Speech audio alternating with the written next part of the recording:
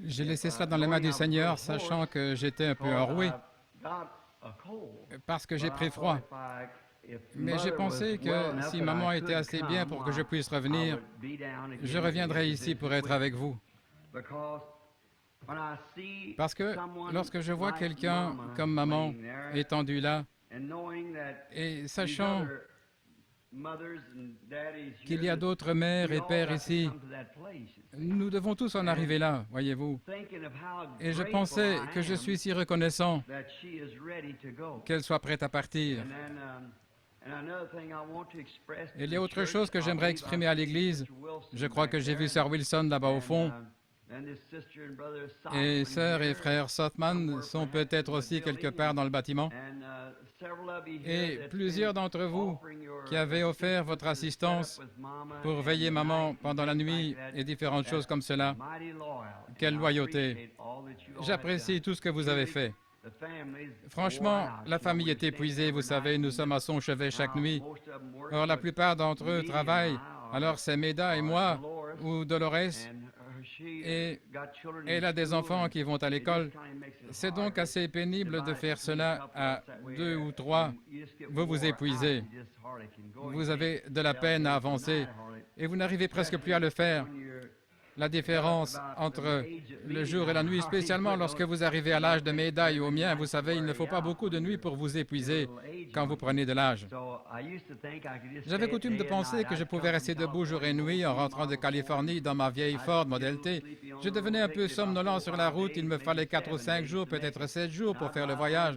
Je conduisais jour et nuit, et lorsque j'étais un peu fatigué, je jetais ma couverture à côté de la voiture, j'allais dans la prairie, je dormais quelques heures, et puis je continuais ma route. J'ai beaucoup changé depuis Frère Neville.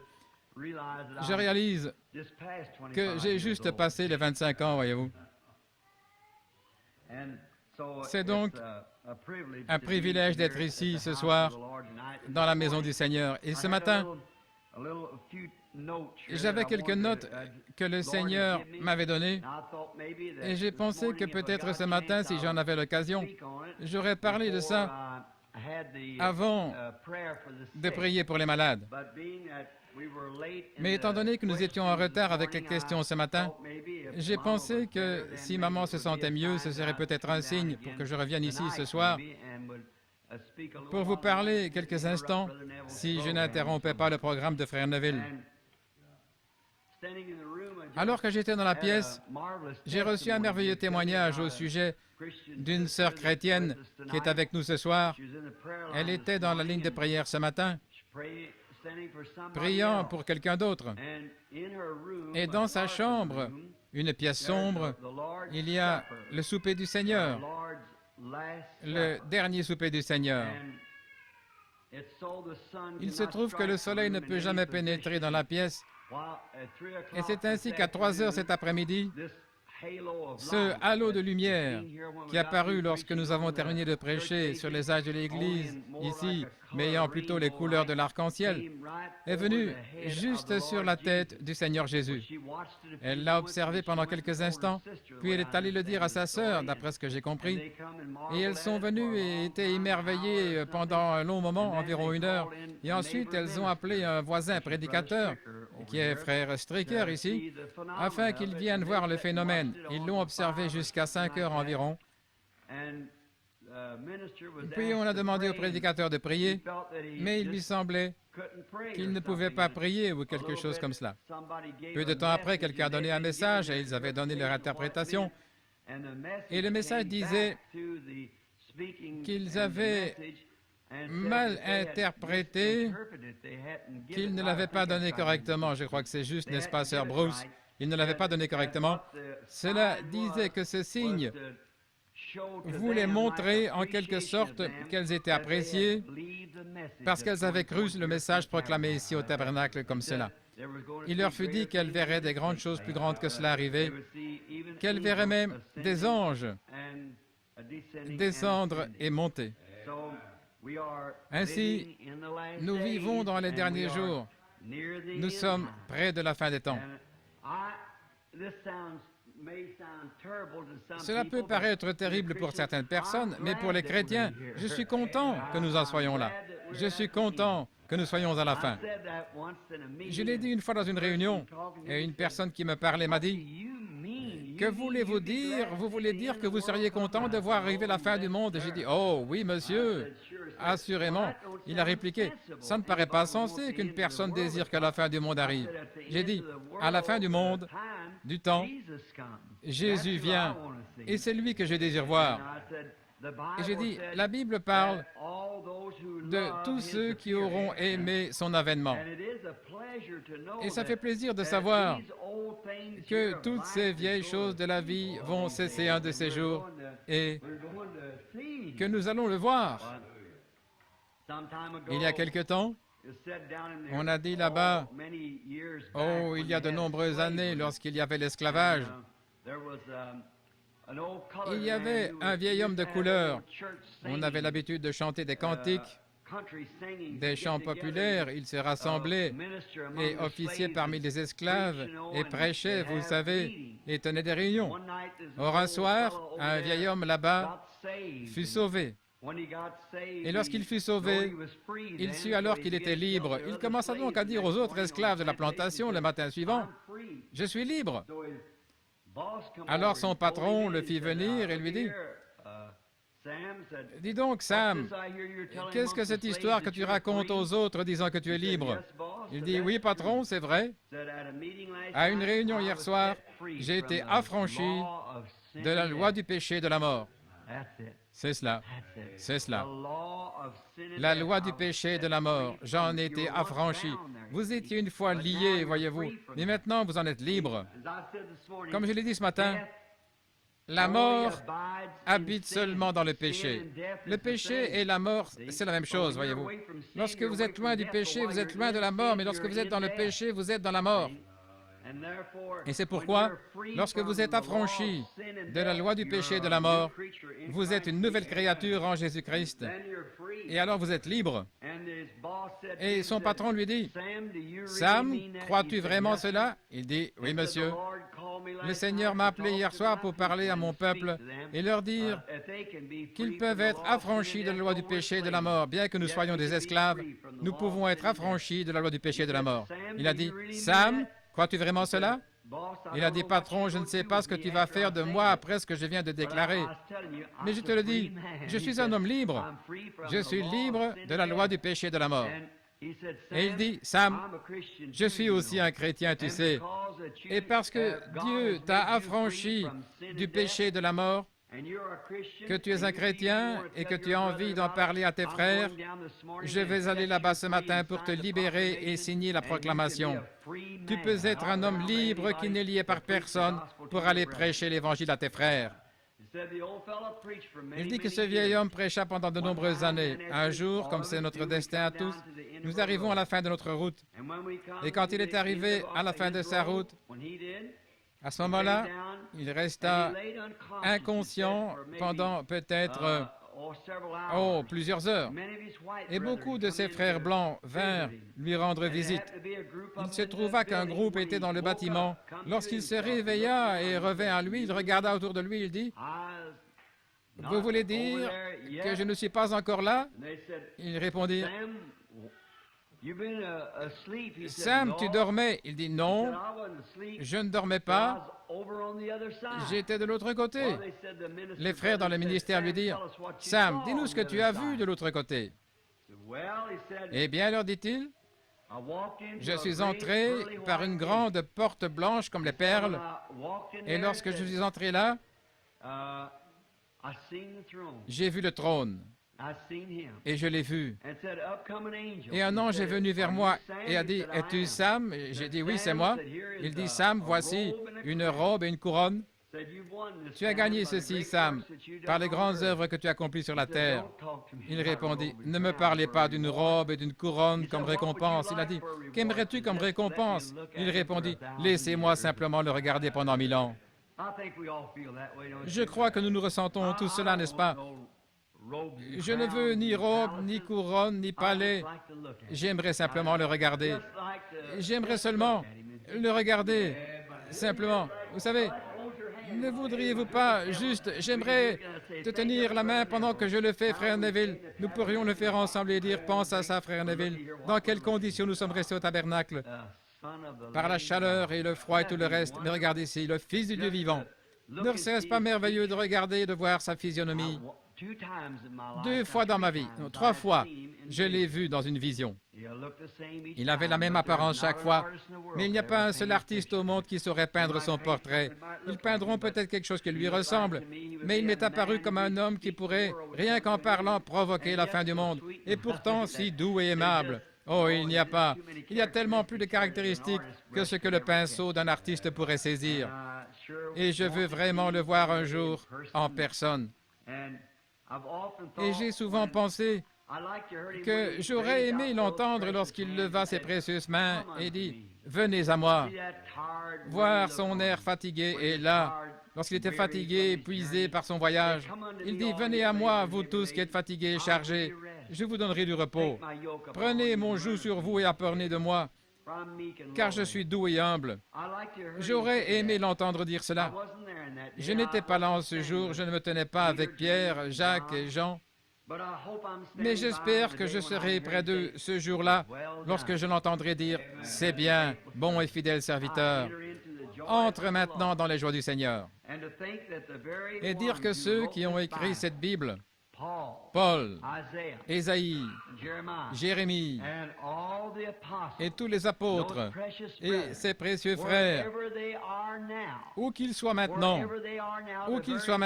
le Dieu même qui traita avec eux et leur donna de voir d'avance certaines choses et de les écrire, et qui leur donna les dons de la Bible, la prophétie, le parler en langue, les signes, les miracles et le reste, ces mêmes hommes, où qu'ils soient maintenant, nous serons avec eux.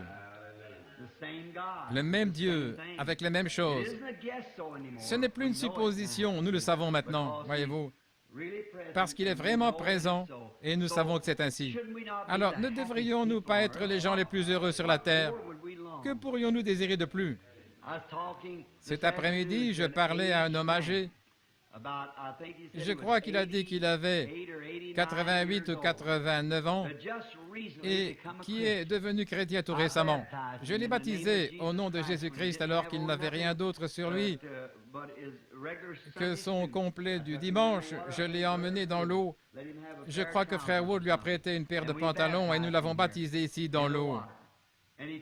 Il m'a dit que lorsqu'il était un jeune garçon, c'est un homme assez fortuné maintenant, eh bien, lorsqu'il était un jeune homme, il a dit comment il travaillait pour 30 $ par mois. Il ne s'est jamais marié ou autre chose jusqu'à un âge avancé. Il a dit combien il soupirait après ce temps où, devenu vieux, il n'aurait plus à mendier et à coucher dans la rue. Épargnant jusqu'aux petites pièces de 5 cents, il fit travailler son argent et cela travailla vraiment, et son bien augmenta. Et maintenant, le voici à 80 et quelques années, 88 ou 89, je crois qu'il m'a dit, près de 90. Il va toujours, il était assis ici même dans l'église ce matin. Et il s'est arrangé pour ne pas avoir de soucis. S'il doit vivre encore 100 ans, il n'aurait pas de soucis d'argent ou de choses de ce genre. C'est un frère qui a bon cœur, c'est un bon frère, qui fait tout ce qu'il peut pour les chrétiens. Et je lui ai dit, au-dessus de tout cela, mon précieux frère, lorsque vous avez atteint 88 ou 87 ans, Dieu, dans sa miséricorde, est descendu et vous a donné la vie éternelle, vous conduisant à une demeure céleste. Que pourriez-vous désirer de plus pour couronner votre vie? Oui. Même si nous avons pu accumuler des richesses et accomplir bien des choses sur la terre, peu importe ce que l'homme a fait, il vous faut mourir et tout laisser. Ne convoite pas les richesses vaines de ce monde qui se détériorent si rapidement. Bâtis tes espoirs sur les choses éternelles, elles ne disparaîtront jamais, c'est vrai. Tiens la main immuable de Dieu. J'aime ce chant. Nous avions tellement l'habitude de le chanter ici au tabernacle. Le temps est plein de brusques transitions. Rien sur la terre ne peut rester inébranlable. Bâtis tes espoirs sur les choses éternelles. Tiens la main immuable de Dieu. Ma vieille mère est étendue là-bas ce soir. Si j'avais 100 millions $, je donnerais tout pour lui parler pendant 1 heure. Je le ferais. Assurément. Et qu'arriverait-il maintenant si elle avait 100 millions de dollars? Quel bien cela lui ferait-il maintenant? Rien, voyez-vous. Avec ce qu'elle a, elle ne laisse pas de trésor terrestre, mais elle laisse ceci. Elle connaît le Seigneur Jésus comme son Sauveur. C'est la chose principale. Face à tout cela, faisons tous l'inventaire de nous-mêmes ce soir. Réfléchissons juste avant de commencer à prier. Quelle est ma position vis-à-vis de Dieu ce soir? Examinons nos cœurs et regardons ce qu'il en est. Seigneur, si j'ai blessé une âme aujourd'hui, si un pied s'est écarté de la route à cause de moi, quoi que j'ai fait ou dit qui soit faux, oh Dieu, pardonne-moi pour cela. Ma foi regarde à toi, toi, agneau du calvaire, Sauveur divin. Écoute maintenant ma prière, enlève toute ma culpabilité et que dès aujourd'hui je sois tout à toi. Comme je marche dans le sombre labyrinthe de la vie et que les chagrins autour de moi se multiplient, toi sois mon guide. Ordonne que les ténèbres se changent en jour, essuie les larmes de tristesse, que je ne m'égare plus jamais loin de toi. Garde-moi sur le sentier, Seigneur. Garde-moi au centre de ta volonté. Jeunes ou vieux, nous ne savons pas quel peut être votre âge. Vous pouvez avoir 80 ans, mais si vous vivez jusqu'au matin, vous survivrez à beaucoup de jeunes gens ou de jeunes filles de 16 ans. Il y aura beaucoup de jeunes gens de 16 ans qui vont rencontrer Dieu avant le lever du jour demain matin. C'est vrai. Ainsi, l'âge n'a rien à voir avec cela. Mais la question est celle-ci, êtes-vous prêt pour le rencontrer? C'est la chose principale. Pensons à ces choses alors que nous prions et nous inclinons la tête.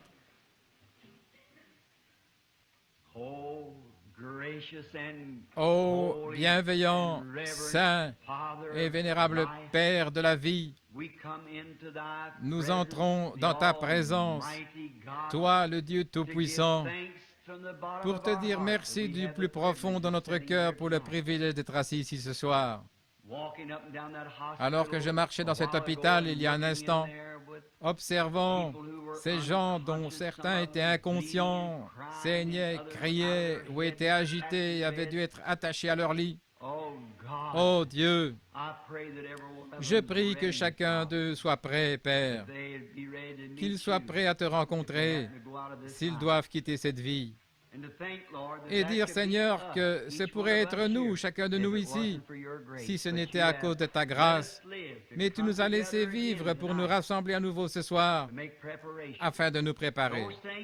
Ces choses traversent notre cœur et nos esprits maintenant, Seigneur.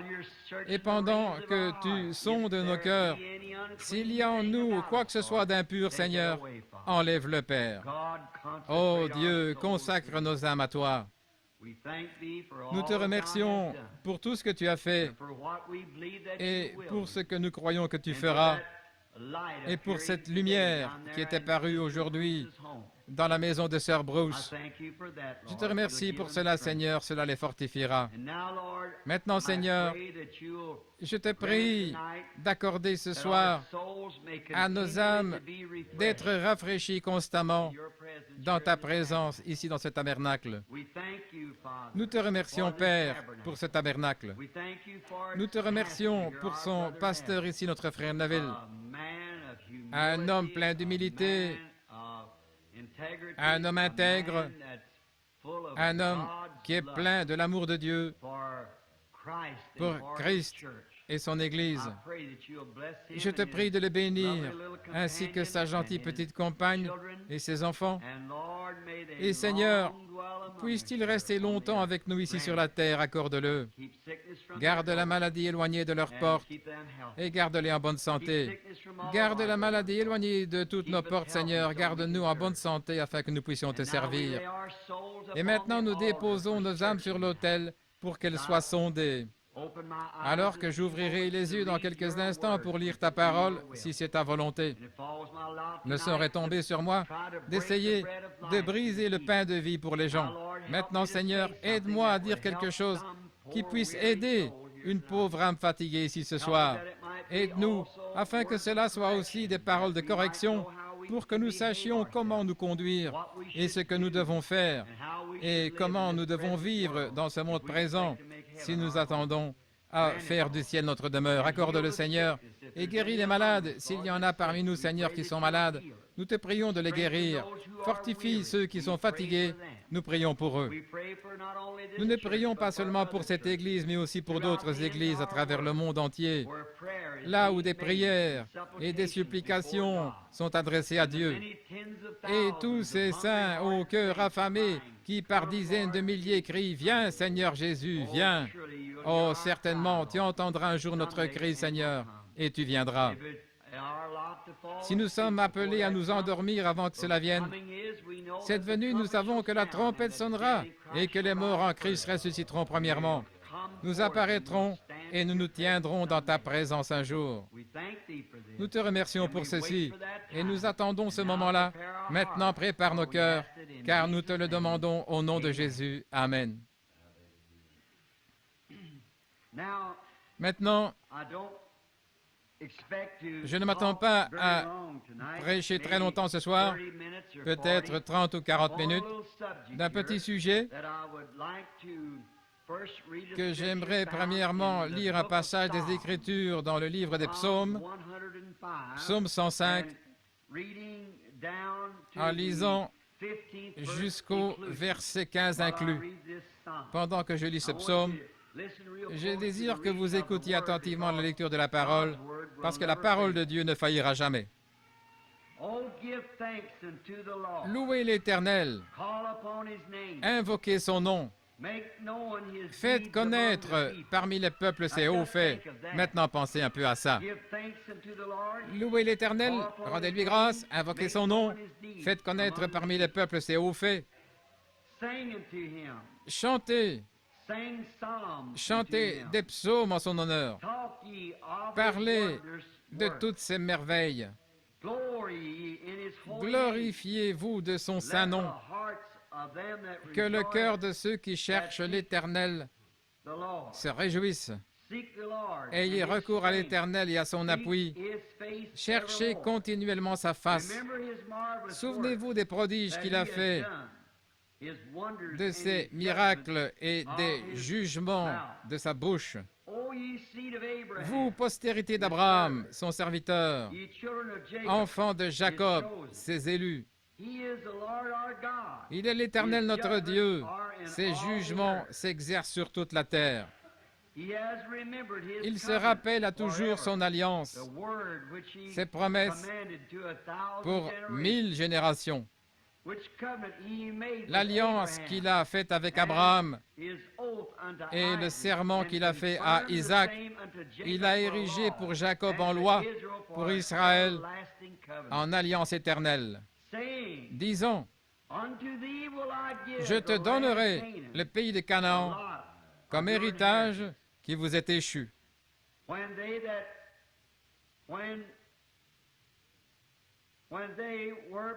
Ils étaient alors peu nombreux, très peu nombreux et étrangers dans le pays. Et ils allaient d'une nation à l'autre et d'un royaume vers un autre peuple, mais il ne permit à personne de les opprimer. Et il châtia des rois à cause d'eux. Ne touchez pas à mes oins, ne faites pas de mal à mes prophètes. Je désire tirer de cela le sujet suivant, le respect. Nous lisons ici à propos de David qui crie à l'Éternel. Le respect est ce que nous devons à Dieu. Et c'est une chose que j'aimerais faire pénétrer dans le cœur de chaque personne ici ce soir. C'est qu'en toute chose que nous voyons arriver, nous devons donner le respect. Nous devons le respecter. David dit que lorsqu'il n'était que très peu d'hommes en Israël, c'est peut-être Abraham, Isaac et Jacob dont il parlait, très peu d'hommes, Il châtia des nations et des rois à cause d'eux. Dieu châtia les nations et les rois, disant, « Ne touchez pas à mes oints et ne faites pas de mal à mes prophètes. » Dans l'Ecclésiaste, au chapitre 12 et au verset 13, il est écrit ceci, « Écoutons la fin du discours. Crains Dieu et observe ses commandements, car c'est là ce que doit tout homme. » La conclusion de toute la chose, c'est de craindre Dieu. Et vous ne pouvez pas avoir du respect avant d'avoir de la crainte. Vous devez avoir la crainte de Dieu. Salomon, dans les Proverbes, a dit aussi, « La crainte de Dieu est le commencement de la sagesse. » La crainte de Dieu est le commencement de la sagesse. Ça ne veut pas dire que vous avez peur de lui, mais cela signifie que vous lui accordez le respect et la révérence. Et lorsque vous respectez Dieu, vous craignez Dieu. Vous craignez de lui déplaire en quelque chose. Vous craignez de faire quelque chose de faux. Vous ne voudriez pas le faire. Je crains ma mère. Je crains ma femme. Je crains mon Église. Je crains tous les serviteurs de Dieu, soucieux de ne pas mettre sur leur chemin une pierre d'achoppement. Je crains les gens. Je crains les gens de la ville, soucieux de ne pas faire quelque chose de faux qui leur ferait penser que je ne suis pas un chrétien. Voyez-vous, vous devez, avant de pouvoir avoir du respect, vous devez avoir de la crainte. Et Dieu exige cela. Il exige le respect. Oui, Dieu l'exige. Et la crainte l'amène. Et nous savons que la crainte amène le respect. Maintenant, prenez par exemple un homme qui soit fermier ou peut-être un ouvrier à qui personne ne fait attention. Mais laissez-le seulement trouver un emploi dans la police et qu'il descende dans la rue en tant que policier avec son insigne et son uniforme. La personne qui ne voulait peut-être pas lui parler le jour avant lui dira « Salut Jean, comment vas-tu » Voyez-vous, pourquoi ça? Il en résulte une sorte de peur, de crainte ou de respect. Peut-être qu'il va être élu pour être maire de la ville, ou peut-être... Que serait le président Kennedy ce soir s'il n'était pas le président Kennedy? Qu'arriverait-il s'il était le même homme que maintenant, mais qu'il soit un ouvrier ici chez Colgate pour 40 $ par semaine? Voyez-vous, il traverserait cette ville et personne ne ferait vraiment attention à lui, si ce n'est ses propres associés. Mais étant donné qu'il est le président des États-Unis, il mérite le respect.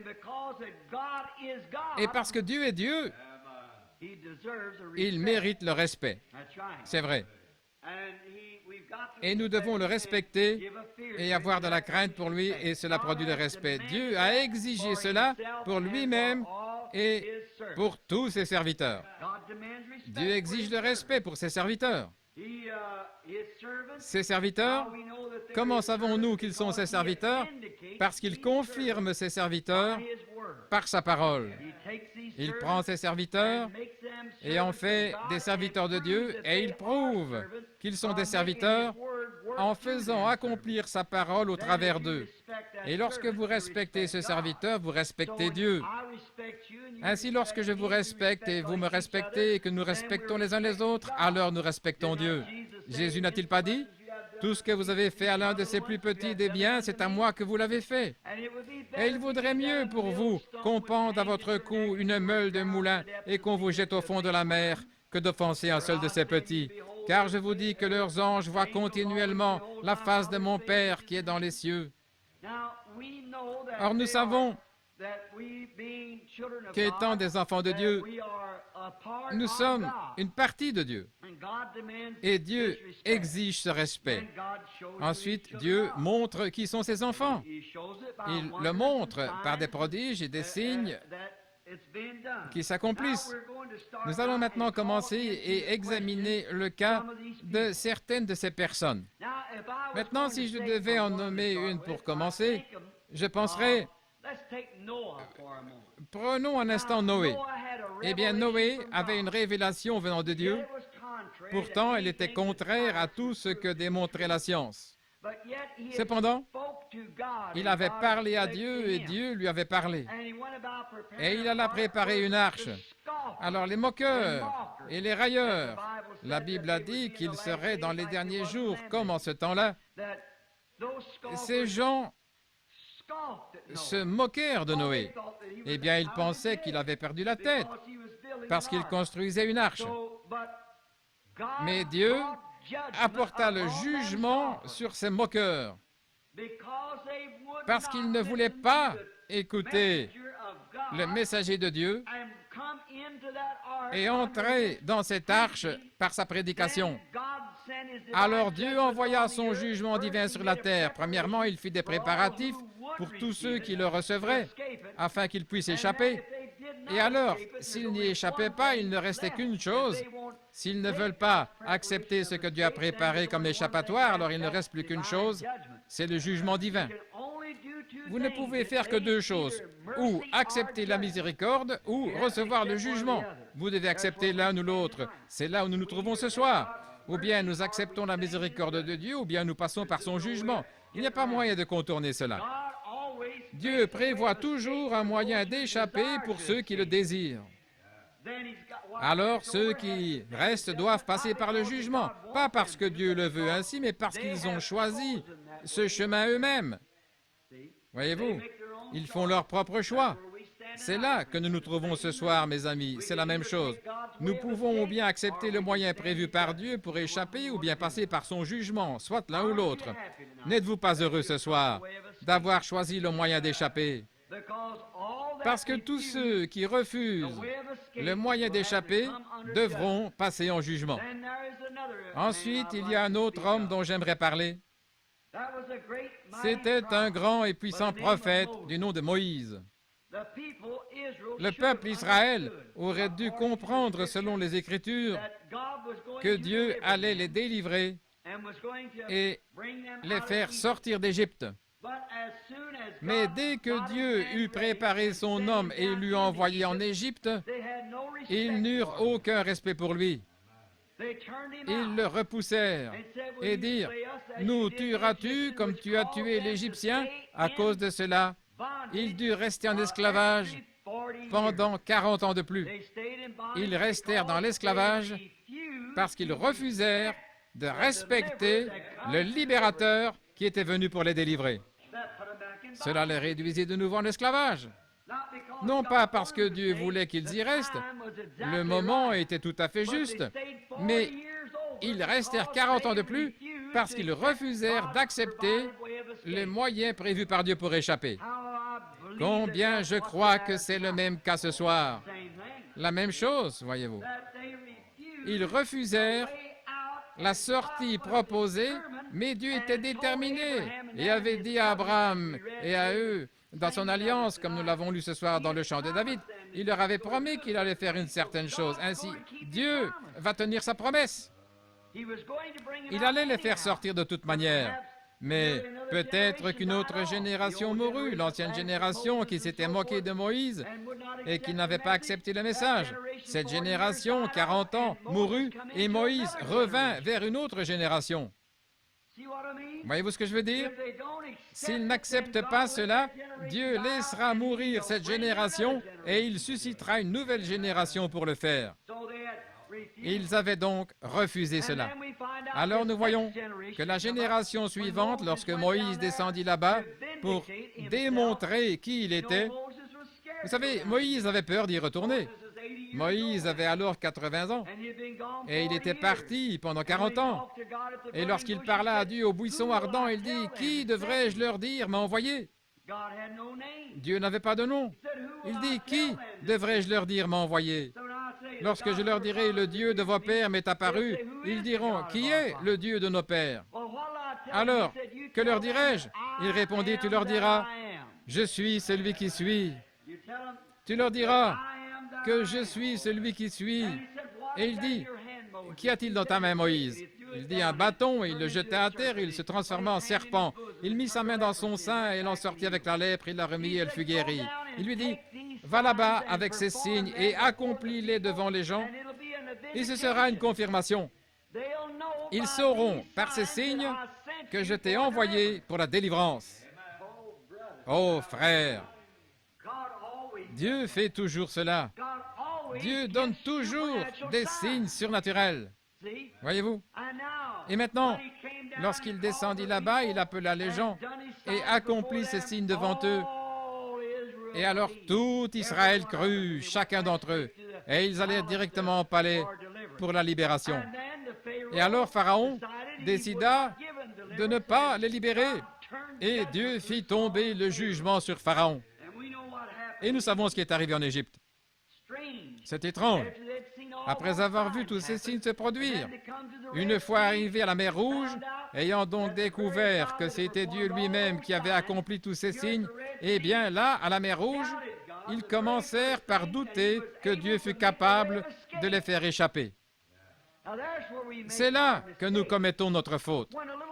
Lorsqu'une petite maladie nous frappe, lorsqu'un petit désastre, un petit ennui survient sur le chemin, alors nous commençons à abandonner la foi. Un jeune converti, quelqu'un se moquera de lui et dira « Tu n'es rien d'autre qu'un holy roller, un comédien. » Eh bien, je déteste qu'on m'appelle un saint comédien, vous voyez. Et c'est là que le doute vient. C'est le moment de garder votre position.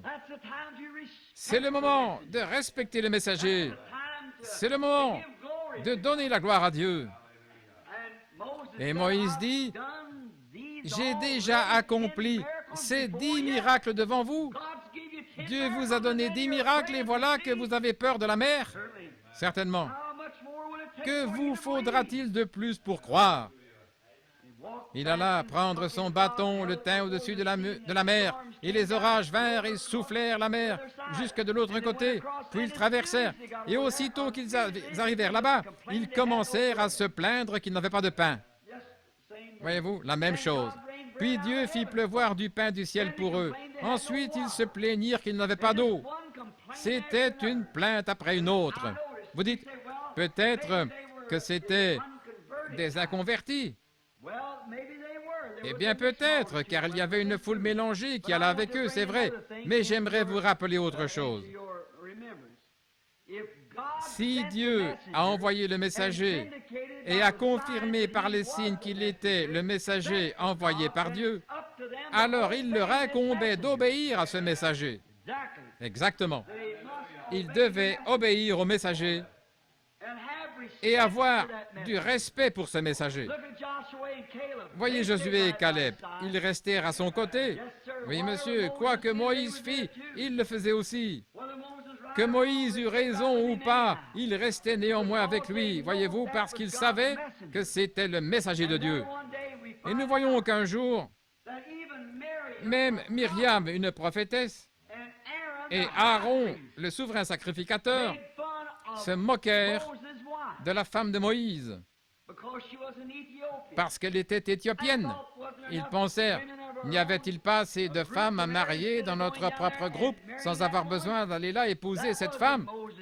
Ce n'était pas le choix de Moïse, c'était le choix de Dieu pour Moïse. Et lorsqu'ils se moquèrent, cela mit Dieu tellement en colère qu'il frappa Myriam, la prophétesse de la lèpre, la sœur même de Moïse. Que pensez-vous de ça? Elle, une prophétesse. Mais qu'avait-elle fait? Elle se moquait et montrait ainsi de l'irrévérence pour le messager de Dieu, le messager de l'Alliance en ce temps-là. Elle manquait de respect, ainsi qu'Aaron, le souverain sacrificateur, le porte-parole de Moïse. C'est vrai, il était avec elle. Et lorsqu'Aaron vit sa sœur frappée de lèpre, il alla vers Moïse et lui dit, « Laisseras-tu mourir ta propre sœur ?» Et Moïse entra dans le tabernacle et tomba sur sa face devant l'Éternel et commença à pleurer, implorant la miséricorde de Dieu pour sa sœur. Et l'Esprit du Seigneur descendit et dit, « Appelle Aaron et Myriam et dis-leur de se tenir devant moi. » Oh là là! Dieu exige le respect. Lorsque Dieu envoie son message, écoutez-le et respectez-le. Peu importe si les gens les appellent des comédiens ou quelque chose comme ça, laissez le monde faire ce qu'il veut, mais vous montrez du respect. Donc Myriam se tenait là et Dieu dit, appelle Myriam et appelle Moïse, ou plutôt appelle Aaron, ton frère et ta sœur, et dis-leur de se tenir devant moi. Et lorsqu'ils se présentèrent devant Dieu, Dieu dit, « Ne craignez-vous pas Dieu ?» Il dit cela au souverain sacrificateur et à Myriam, la prophétesse. Il dit, « S'il y a parmi vous un homme qui soit spirituel ou prophète, moi, l'Éternel, je me révélerai à lui. Je lui parlerai dans des visions et me révélerai à lui dans des songes et autres, s'il est spirituel ou prophète. Mais avec mon serviteur Moïse, je lui parle de bouche à oreille. » Il dit, « Ne craignez-vous pas Dieu ?» Autrement dit, lorsque vous parlez de Moïse, c'est de moi que vous parlez.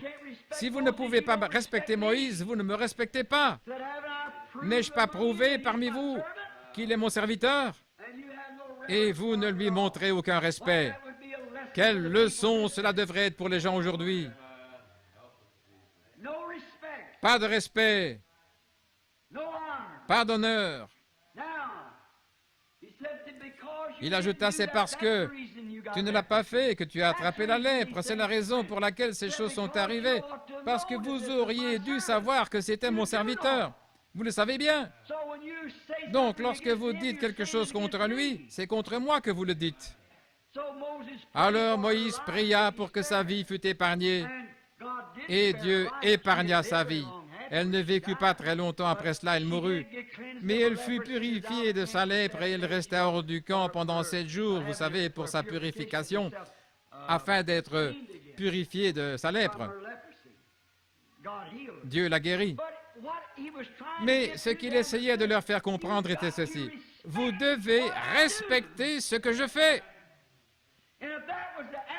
Et si c'était l'attitude de Dieu en ce temps-là, et Dieu ne peut pas changer, Dieu veut que nous respections ce qu'il fait.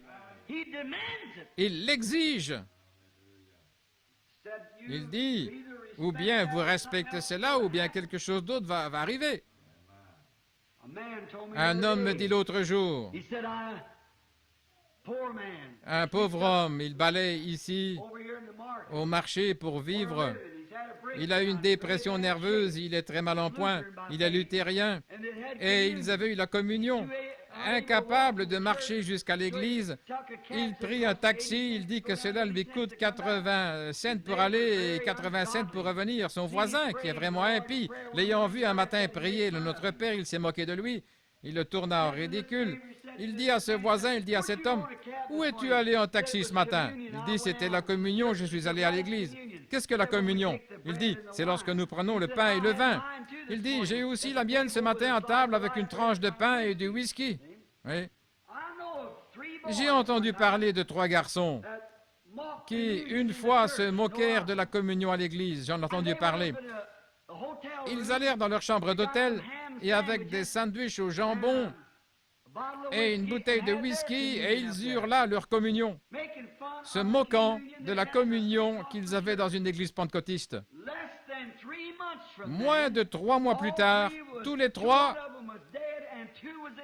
l'un était mort et les 2 autres dans un asile d'aliénés. Vous ne pouvez pas manquer de respect envers Dieu. Vous devez respecter Dieu. Si vous ne le croyez pas, restez tranquille. Taisez-vous, restez éloignés.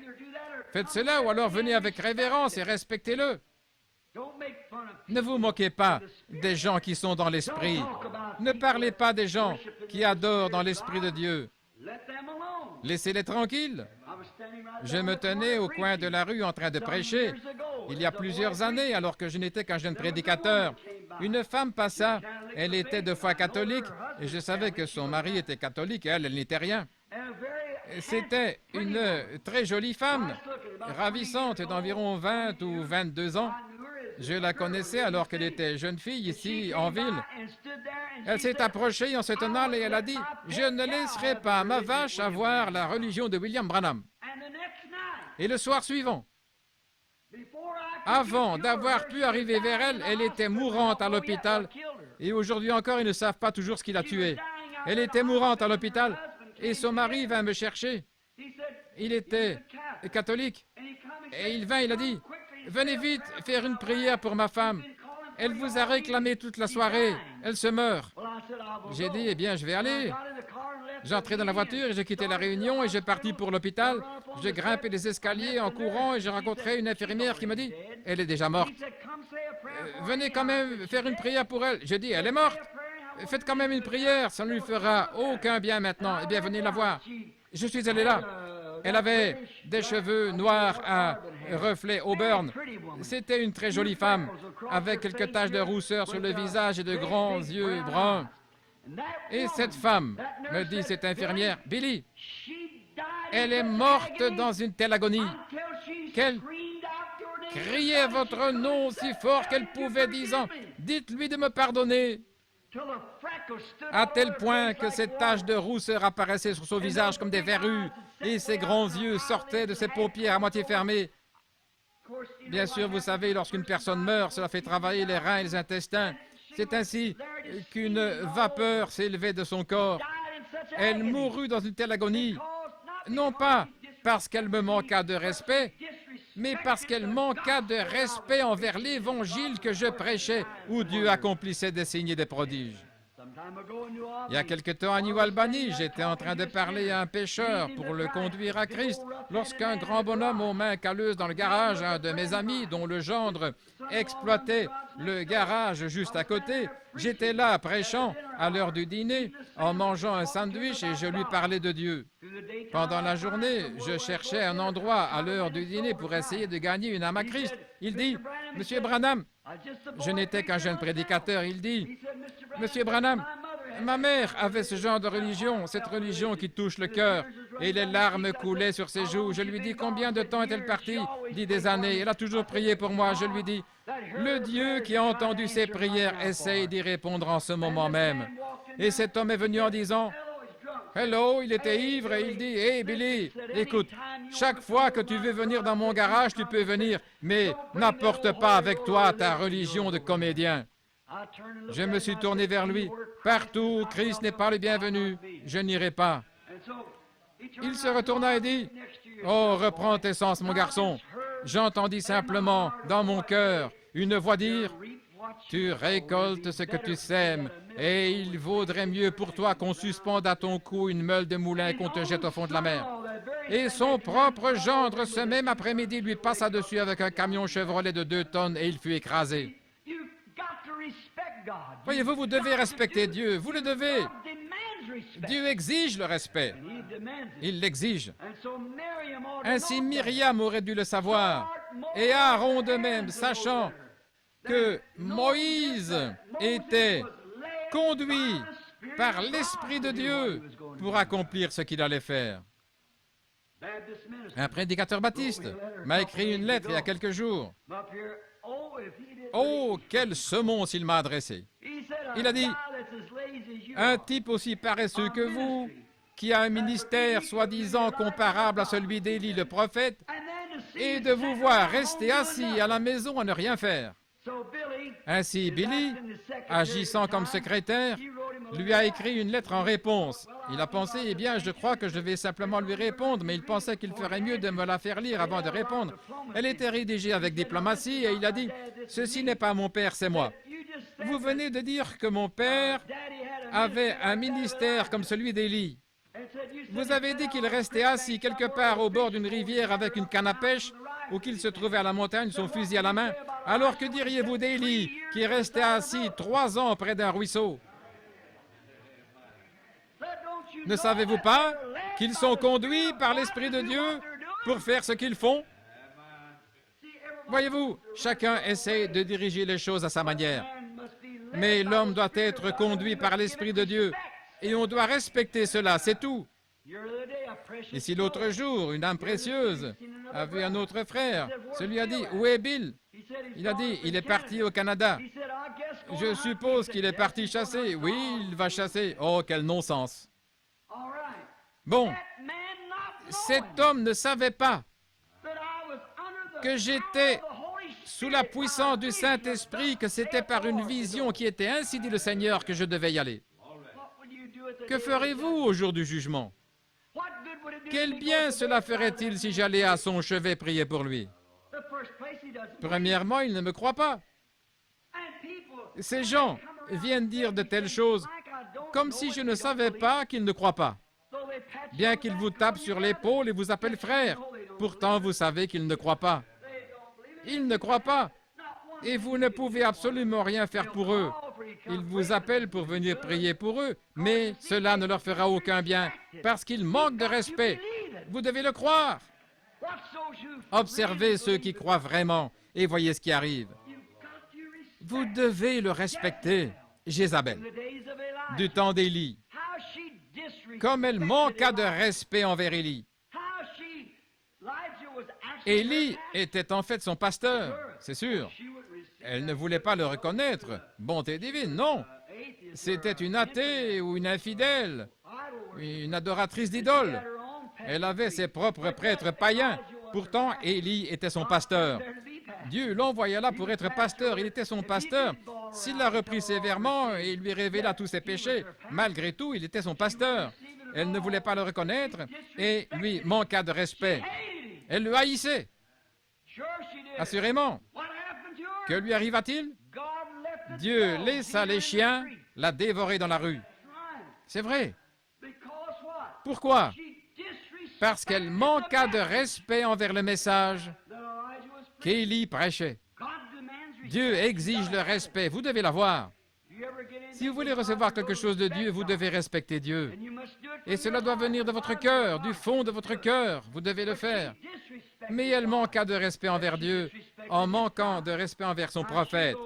Or, elle savait qu'Élie était un prophète. Il n'y avait personne en Israël de comparable à Élie. Ses visions et tout le reste étaient parfaits devant Dieu. Mais il les condamna. Miséricorde, oui, il le fit pour chaque dénomination et tout le reste, tout ce qui est appelé péché, il le condamna, du plus petit au plus grand. Le roi et tous, il n'épargna personne. Mais ils durent savoir qu'il était prophète. Ils ne purent pas faire autrement. Oui, monsieur. Mais Makab essaya de l'accuser de la sécheresse. Et il pria effectivement Dieu d'envoyer la sécheresse. Oui, il le fit. Et il dit, « J'ai la puissance et je fermerai les cieux. Et il n'y aura ni pluie ni rosée, sinon à ma parole. » Pouvez-vous imaginer cette petite Jézabel au visage fardé, martelant le sol d'un pas rageur? Ce vieil hypocrite qui fait que ses petits-enfants souffrent et toutes ces choses. Et Élie, essayant de les ramener à Dieu, essayant de faire revenir une nation à Dieu, voyez-vous. Et il semble qu'elle pouvait dire aux gens, et vous prétendez que vous croyez un tel homme qui peut fermer les cieux comme ceci, empêchant la pluie et la rosée, et toute son hypocrisie et sa sorcellerie, ou quels que soient les termes utilisés. Il n'est rien d'autre qu'un sorcier, qu'un diseur de bonne aventure. Il a fermé les cieux pour qu'il ne pleuve pas, et cela fait souffrir tous ces gens. Et vous dites que c'est la volonté de Dieu. C'était la volonté de Dieu. Peu importe. Vous devez respecter Dieu, quoi qu'il fasse. Il sait ce qu'il fait. Cela avait l'air affreux. Les enfants souffraient, les gens souffraient, le bétail mourait, les moutons mouraient, pas d'eau nulle part. Les nuits étaient chaudes et étouffantes, un soleil d'airain pendant le jour durant 3 ans et demi. Élie se tint sur la montagne et dit, « Même la rosée ne tombera pas sinon à ma parole. » C'est vrai. Oh, comme on le haïssait! Et quand Akab le trouva, il dit, « Tu es celui qui trouble Israël, n'est-ce pas? » Et le vieil Élie se tourna, le regardait et il dit, « Non, ce n'est pas moi, mais c'est toi qui troubles Israël. » C'est exact. Mais Akab n'avait pas de respect pour lui. Vous savez ce qu'Élie dit à Akab? « Parce que tu as répandu le sang innocent de Naboth, ainsi les chiens lécheront ton sang dans la rue. » Et c'est ce qu'ils firent. Parce qu'ils manquèrent de respect envers le messager de Dieu. Exactement. Ils manquèrent de respect. Myriam manqua de respect. Aaron manqua de respect. Peu importe qui vous êtes, chrétien ou non chrétien, vous devez néanmoins respecter Dieu et respecter ce qu'il fait ou en supporter les conséquences. C'est ou bien le recevoir ou bien aller en jugement. C'est à vous de choisir. Combien je pourrais témoigner des heures durant ce que j'ai vu pendant ma vie, de ce que j'ai vu dans les autres pays, dans d'autres parties du pays, et des choses qui sont arrivées. Mais je vais m'abstenir, il suffit que vous compreniez ce que j'essaie de vous dire. Vous devez respecter cela. J'ai vu des jeunes gens dans des réunions rire et se moquer Et moins de 24 heures plus tard, vous les trouviez écrasés dans la rue.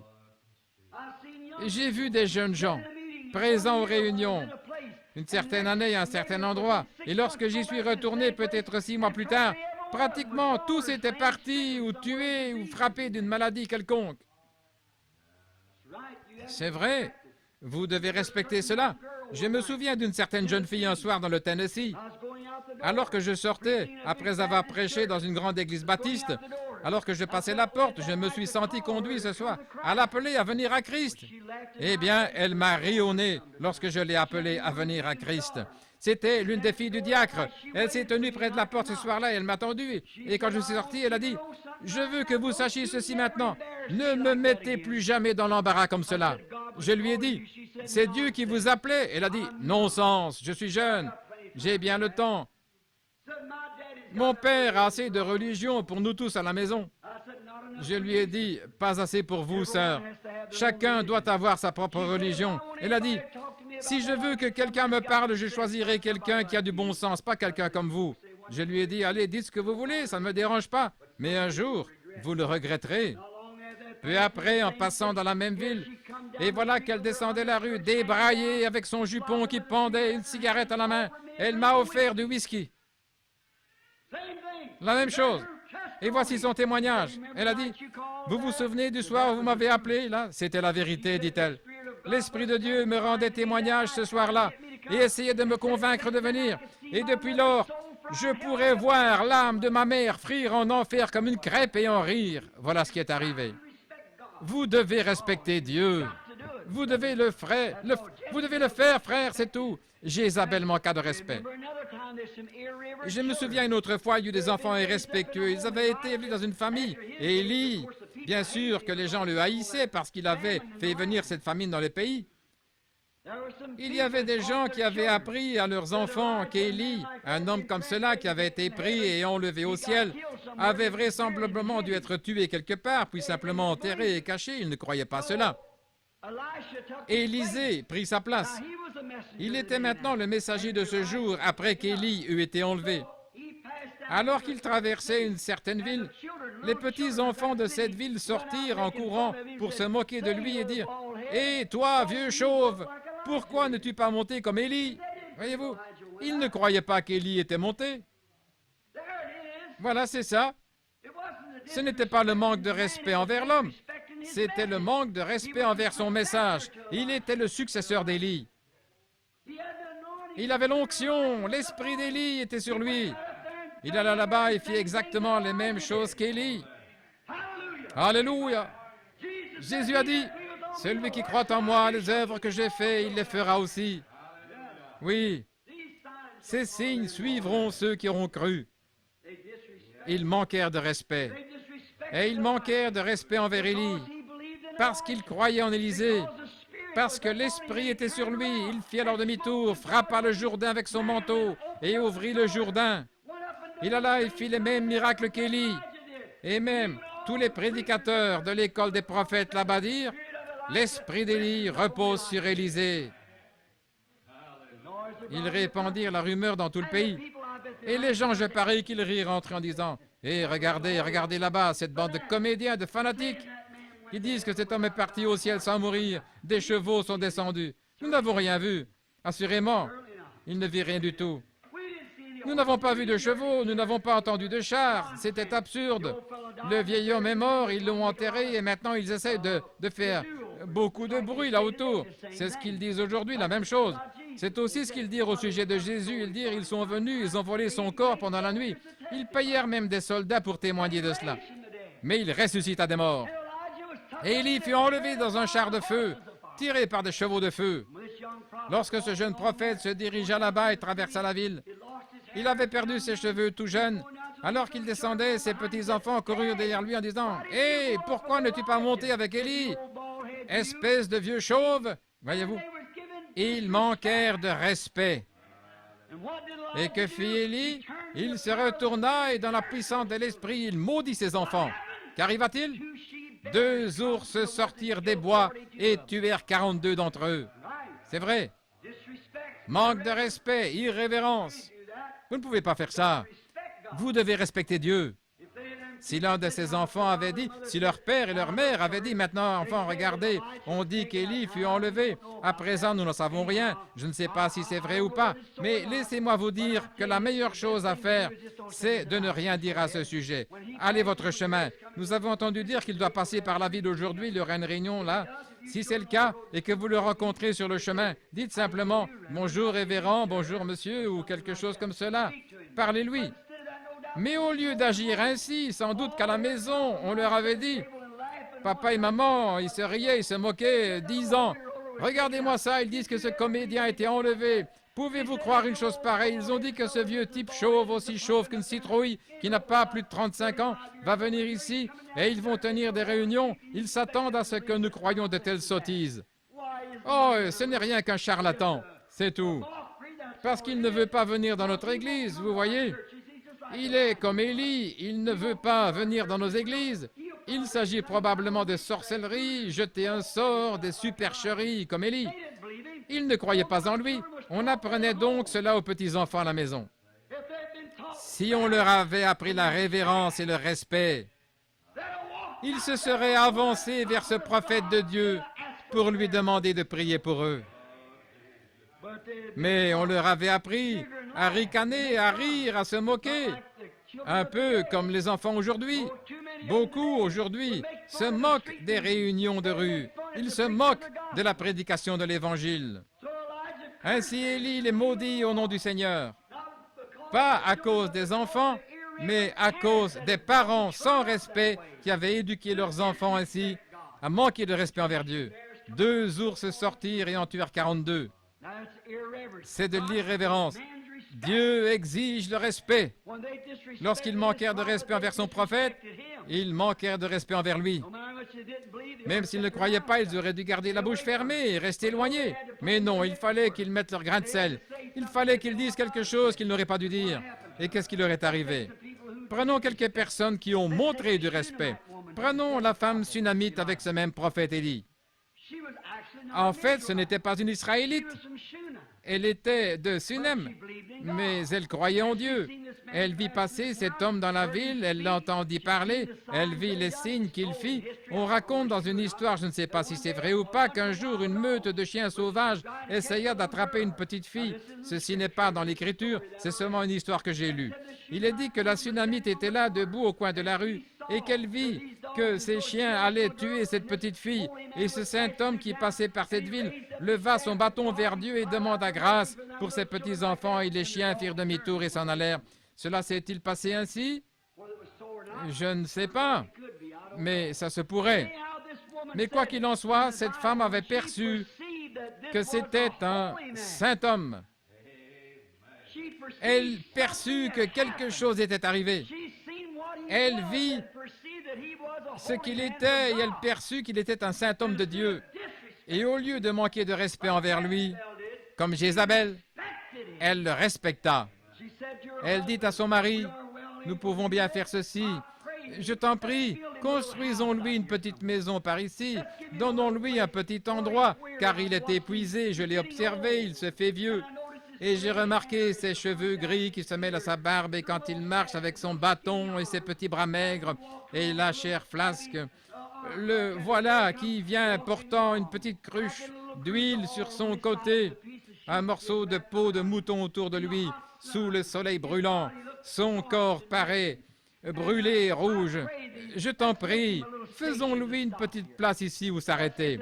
Faisons venir l'entrepreneur et construisons-lui un petit endroit et hébergeons-le, car je perçois par son esprit qu'il est un saint homme. C'est un homme de Dieu. Oh, quelle différence! Eh bien, son mari fut d'accord. Il se peut qu'il ait dit, « Chérie, j'ai aussi remarqué cet homme, je l'ai écouté, je l'ai observé, j'ai vu ses œuvres. Je sais que c'est un saint homme de Dieu. Nous ferons donc cela. » Et ils firent venir l'entrepreneur, ils lui construisirent un joli petit endroit, ils lui mirent un petit lit afin qu'il puisse s'étendre et se reposer. Ils lui préparèrent un endroit pour se laver les pieds, ils lui procurèrent de l'eau et ce qu'il fallait. Et lorsque le prophète est arrivé, naturellement, cela le réjouit dans son cœur de voir qu'on avait fait quelque chose pour lui. Il dit à Géasi, « Va, appelle-la et demande-lui ce que je pourrais faire pour elle. » si je pourrais parler au roi ou au capitaine en chef. Elle dit, j'habite parmi mon peuple et je n'ai besoin de rien. Mais Géasi lui dit, elle n'a point d'enfant et son mari est avancé en âge. Il est vieux, ils n'ont pas d'enfant. Alors j'imagine Élie étendu là sur ce petit lit que lui avait fait construire et qu'il avait tant béni. Il s'était lavé les pieds, la barbe et tout. Il était étendu là, sans doute. Il eut une vision du Seigneur parce que c'était toujours ainsi. Alors il dit, va, appelle-la et dis-lui de se présenter ici devant moi. Oh là là, va, appelle-la parce qu'elle a respecté Dieu. Va lui dire de venir ici. Lorsqu'elle se tint à la porte, il dit, ainsi dit le Seigneur, à peu près à cette même époque, l'an prochain, tu donneras naissance à un bébé. Et à peu près à cette époque, l'an suivant, elle eut un enfant. Lorsqu'il eut environ 12 ans, Satan, un jour son père l'avait emmené dans les champs et Satan dit, je vais me débarrasser de cet enfant. Et il lui donna une insolation et il mourut dans les bras de sa mère. Est-ce que ça l'a découragé? Non, elle a dit, c'est le mulet, va en avant, ne t'arrête pas, va au mont Carmel, à la montagne, parce qu'il est passé par ici l'autre jour. Oh là là, voilà. Ça, c'est du respect. C'est du respect. Et son mari lui dit, tu vas vers l'homme de Dieu. Il ajouta, ce n'est ni la nouvelle lune, ni le sabbat, il ne sera pas là-haut. Elle dit, tout ira bien, scelle simplement la mule et laisse-moi aller. Et ils sont partis. Et ils arrivèrent dans la montagne. Et lorsque le vieil Élie regarda de sa caverne, il sortit de là et regarda, il dit, on dirait que c'est cette Tsunamite qui vient. Elle doit être affligée. Va à sa rencontre. Elle est affligée en son cœur et Dieu ne m'a rien dit à ce sujet. Voyez, Dieu n'est pas obligé de tout vous dire. Il ne dit même pas tout à ses prophètes. Il fait simplement ce qu'il veut. Il est Dieu. Maintenant, Élie a dit, « Oh Dieu, que serait-il arrivé si Élie avait dit, « Pourquoi ne m'as-tu pas dit la raison de sa venue? Pourquoi ne m'as-tu pas dit à propos de ça? » Il n'aurait jamais rien vu. Mais quelle que fût la chose, c'était en règle pour Élie. Et que serait-il arrivé si elle était venue en disant, « Tu as dit que tu étais un serviteur de Dieu, espèce d'hypocrite, je crois que tu n'es rien d'autre qu'un saint comédien. » Ce ne serait jamais arrivé. Voyez-vous, Dieu nous éprouve parfois afin de voir ce que nous ferons. Au lieu de ça, elle s'est précipitée à ses pieds et elle adora comme elle le faisait pour Dieu. Et elle lui dit, elle lui révéla ce qu'il y avait. Et Élie dit, « Prends mon bâton et va le poser sur l'enfant. » Et quand il le fit, la femme dit, comme le Seigneur Dieu est vivant et que ton âme ne mourra jamais. Oh là là! Oh, serviteur de Dieu, je ne te quitterai pas. Je resterai ici jusqu'à ce que Dieu te donne une vision. Le vieil Élie demeura là encore un peu de temps. Il ceignit ses reins, prit son bâton et il partit. Il entra dans la chambre où le bébé était étendu, un bébé mort. Il fit quelquefois les 100 pas à cause d'une femme respectueuse, une femme qui le respecta, un homme qui le respecta et qui croyait qu'il était un homme de Dieu. Il marcha de long en large jusqu'à ce que Dieu réponde. Amen. Puis il se coucha sur le bébé et celui-ci éternua 7 fois, puis il le prit, le donna à sa mère. Il sortit et retourna à sa caverne parce qu'elle respecta l'homme de Dieu. Amen. Dieu exige le respect. Et Marthe, elle pensait toujours à préparer un bon dîner à Jésus. Marie, voulant entendre la parole de Dieu, s'asseyait simplement près de lui et écoutait.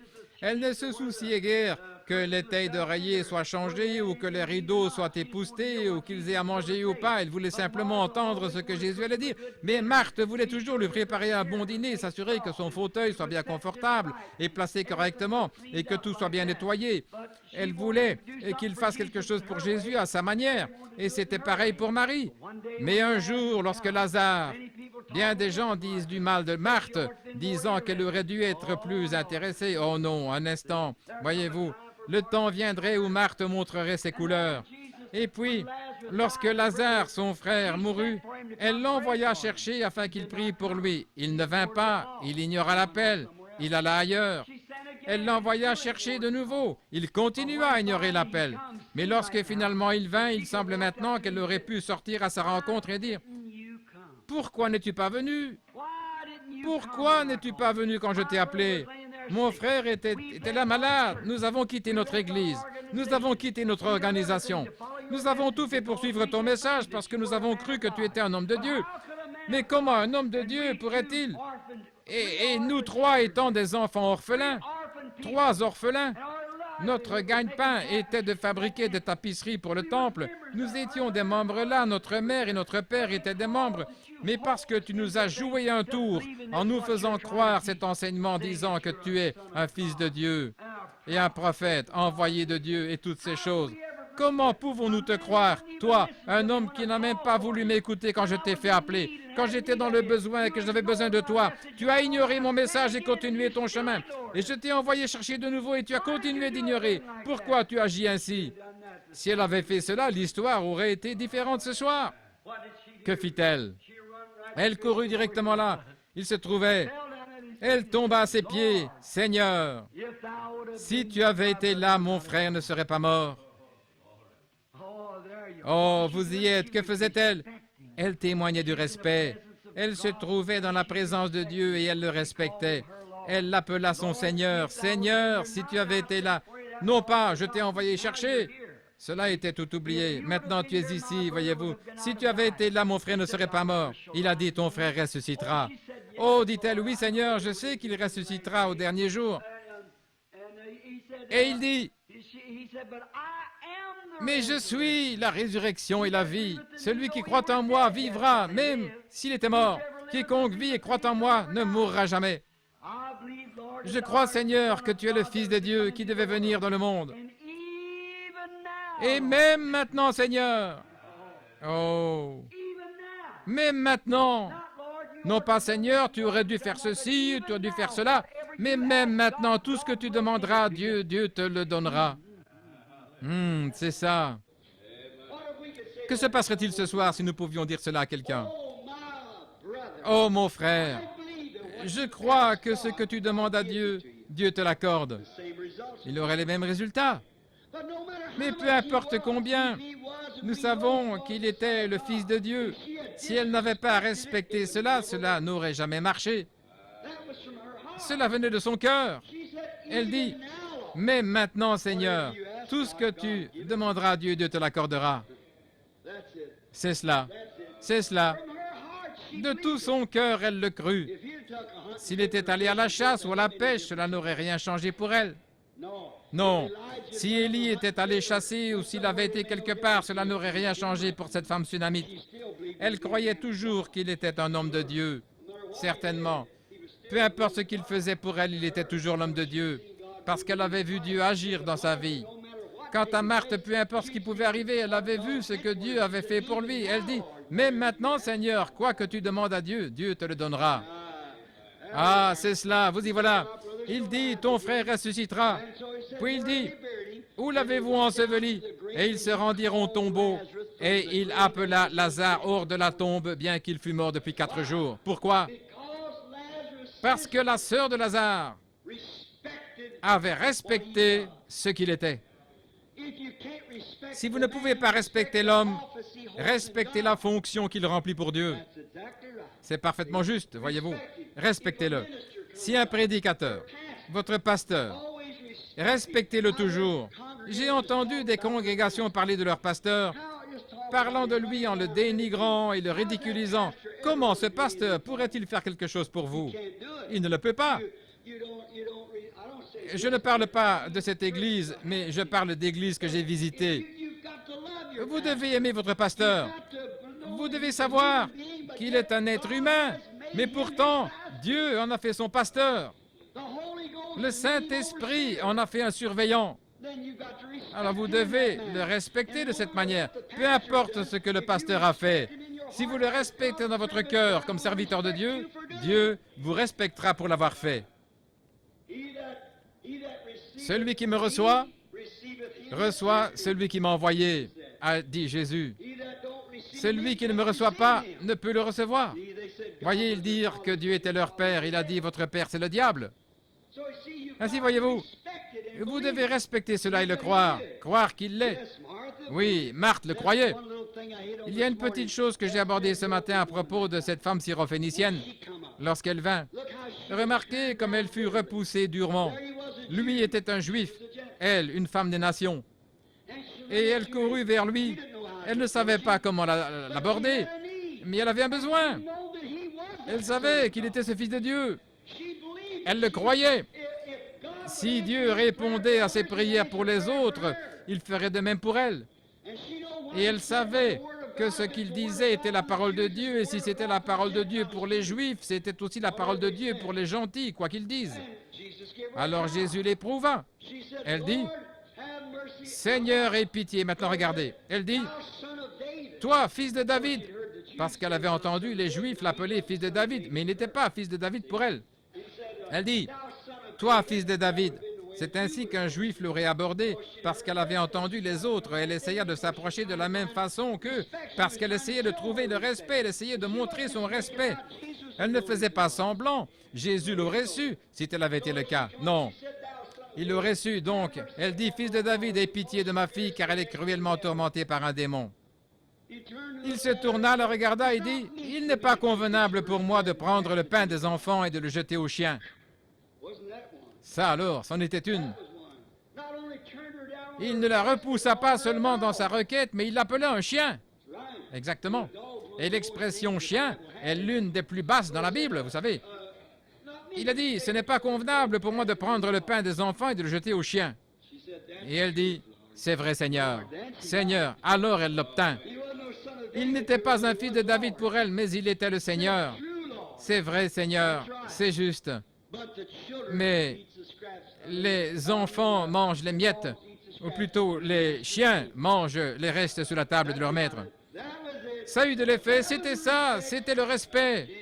Jésus se tourna vers elle et dit, « Ta foi est grande.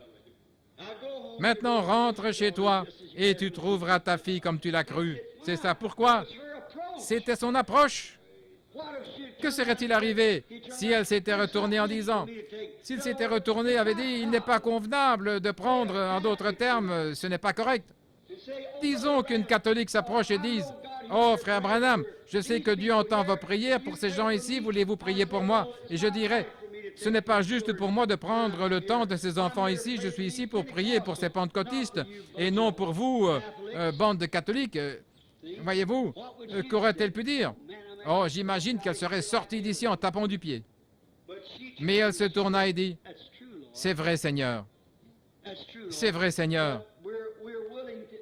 Mais les chiens sont prêts à manger les miettes sous la table du maître. » Voyez-vous, cela retint immédiatement son attention. Il se retourna et dit, « Ta foi est grande. » Ensuite, nous voyons un autre cas.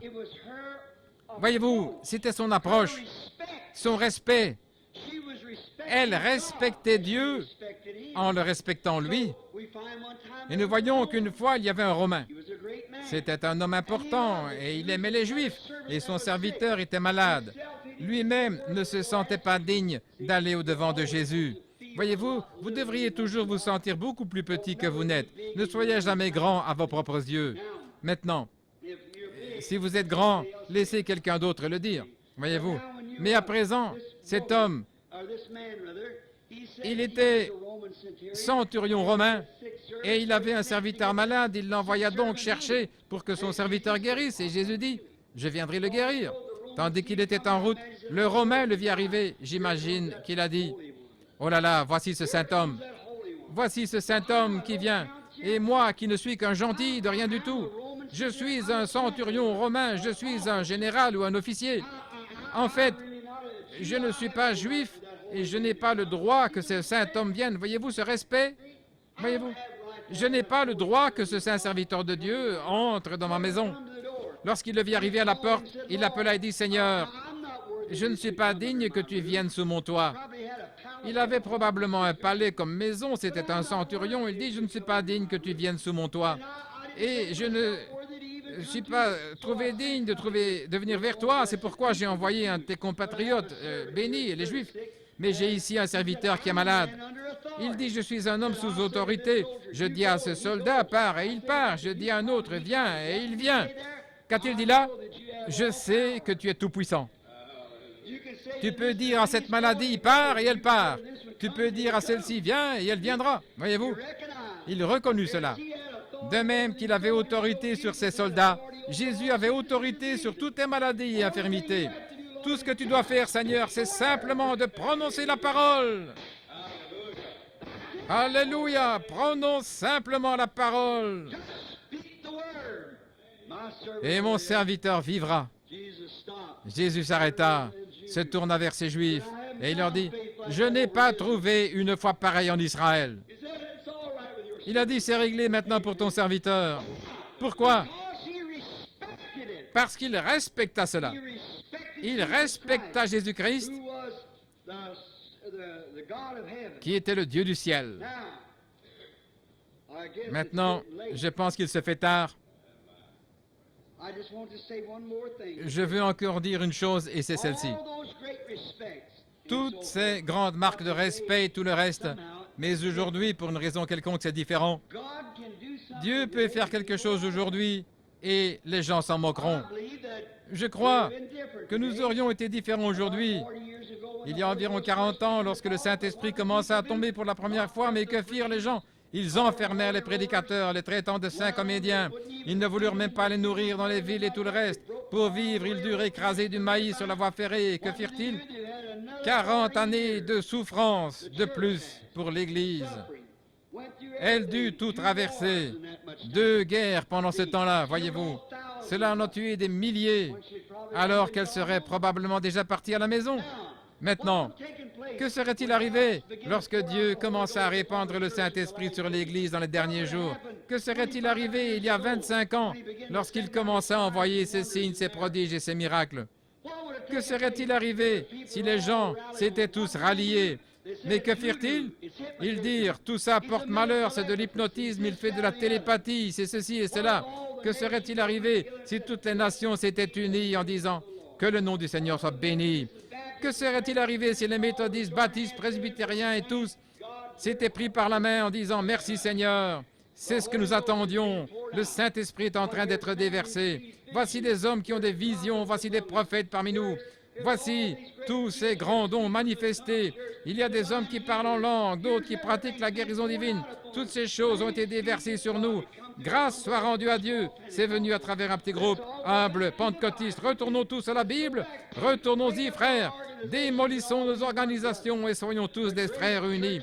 Si les grandes églises étaient réunies tout à fait, que serait-il arrivé, frères?